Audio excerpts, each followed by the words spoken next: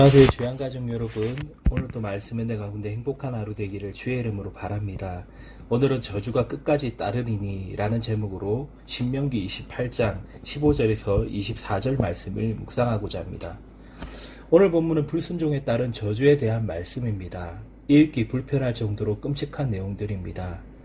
어쩌면 저주라는 단어가 하나님께 어울리지 않는 것처럼 보이기도 합니다. 사랑, 자비, 긍휼, 용서 등의 단어들만 하나님께 해당되는 것처럼 보이지요. 하나님의 저주는 철저하게 악을 미워하시기에 나타나는 저주입니다.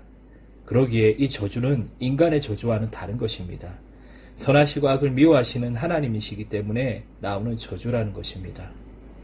그래서 첫 번째로 우리가 알아볼 것은 악을 저주하는 하나님이십니다. 선이란 악이 무슨 일을 하든지 유약하게 끌려가는 것이 아닙니다. 진정한 선은 악에 대하여 저항하는 것입니다. 때로는 대적하는 것입니다. 악을 미워하고 저주하는 것입니다. 악에 대한 행동입니다. 만약 성경에 하나님을 저주하는 내용이 없다면 하나님은 선하신 분이 아닙니다. 잠언 8장 13절에서 여호와를 경외하는 것은 악을 미워하는 것이라고 했고, 로마서 12장 9절에는 사랑에 거짓이 없나니 악을 미워하고 선에 속하라라고 말씀했습니다. 하나님이 악을 미워하시듯 우리도 악을 미워해야 합니다. 하나님을 경외하는 삶이란 하나님이 악을 미워하시듯이 우리도 악을 미워하는 것입니다. 선하신 하나님이 악을 미워하시기에 그분을 경외하는 자들도 악을 미워해야 합니다. 악을 미워할수록 선한 것입니다. 악을 저주하시는 하나님은 선하신 분이십니다. 로마서 1장 18절에 보면 하나님의 진노가 불의로 진리를 막는 사람들의 모든 경건하지 않음과 불의에 대하여 하늘로부터 나타나니라고 말씀합니다. 이 세상에 가득한 불경건과 불의에 대하여 하나님의 진노가 마치 먹구름이 가득 끼어 언제 비가 올지 모르는 상황과 같습니다. 하나님의 진노가 머물러 있는 것입니다. 그래서 우리가 두 번째로 살펴볼 것이 심판하시는 하나님이십니다. 성경의 역사는 하나님이 악을 미워하실 뿐만 아니라 악에 대하여 행동하시는 분이라는 것을 증거합니다. 아담과 하와가 죄를 지었을 때 하나님은 그들을 에덴 동산에서 쫓아냈습니다. 노아 시대에는 하나님이 홍수로 세상을 쓸어버리셨습니다. 10가지 재앙으로 당시 최강대국이었던 애굽, 이집트를 심판하셨습니다. 이스라엘 민족을 사용하셔서 가나안 족속을 심판하셨습니다. 북왕국 이스라엘은 아시리아로, 남왕국 유다 또한 바벨론으로 심판하셨습니다.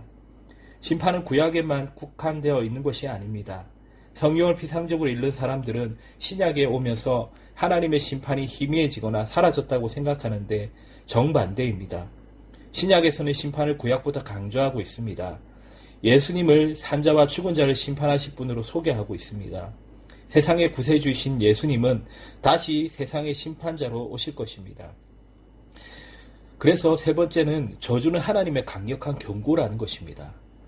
여러분, 순종이라는 단어를 불순종으로, 복이라는 단어를 저주로 바꾸면 정확하게 동일한 내용입니다.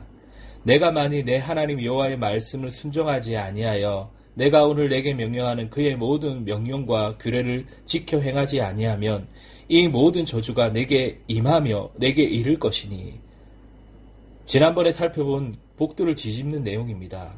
놀라운 것은 복에 관한 말씀보다 저주에 관한 말씀이 3배나 많다라는 것입니다. 복에 관한 구절은 14구절인데 저주에 관한 말씀은 54구절이나 됩니다. 이것은 하나님이 저주를 좋아하시기 때문이 아닙니다. 인간들이 순종할 가능성보다 불순종할 가능성이 훨씬 많다라는 것입니다. 복을 받는 삶으로 나아가기 위해서는 많은 노력이 필요하지만 저주로 나아가는 삶에는 쉽게 빠져든다는 것입니다. 세상에는 우리를 저주의 삶으로 인도하는 요소들이 너무 많다는 것입니다. 하나님의 백성들이 선택해야 되는 길은 넓은 길이 아니라 좁은 길이라는 것입니다. 불순종에 대한 하나님의 저주대로 이루어진 사례들이 있었습니다. 이스라엘과 열국의 역사에도 있었습니다. 하나님의 진노가 완전히 쏟아지지는 않았지만 소나기처럼 내렸습니다. 아직 하나님의 진노의 근원이 다 쏟아지지는 않았습니다. 그렇다면 이 문제를 어떻게 해결하겠습니까? 그 난제를 해결하신 것이 바로 예수님의 십자가입니다. 예수님의 죽음은 그분 한 분만의 죽음이 아니었습니다. 한 사람의 의로운 사람이 죽은 것으로 끝난 사건이 아닙니다. 그분은 진노하시는 하나님의 아들이셨고 노하시는 하나님이 내리신 해결책이었습니다. 저주할 수밖에 없는 세상이기에 살아갈 길은 십자가를 붙잡는 것뿐입니다.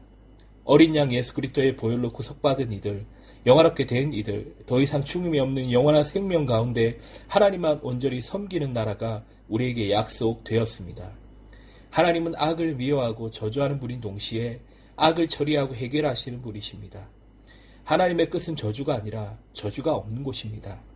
하나님은 이 땅의 악과 저주를 그리스도의 십자가로 해결하시고 그 영광스러운 나라를 우리에게 약속하셨습니다. 우리는 그리스도 안에서 악에 대한 모든 저주를 처리하고 새로운 나라를 허락하신 하나님의 백성으로 살아가는 것입니다. 아직도 이 땅에 악이 있고 악에 대한 하나님의 저주가 있습니다. 그래서 하나님의 진노가 머무는 땅에서 살아가고 있습니다. 이 땅을 살아가며 악을 미워하고 악을 저주하며 악에 속한 사람들을 구원하는 일에 참여해야 합니다. 그리스도의 십자가를 통해 악의 모든 권세를 깨뜨리시고 승리하심을 통해서만 악을 이길 수 있습니다. 다시는 저주가 없는 천국을 소망하며 이 땅에서 악에게 승리하는 모두가 되기를 주의 이름으로 바랍니다.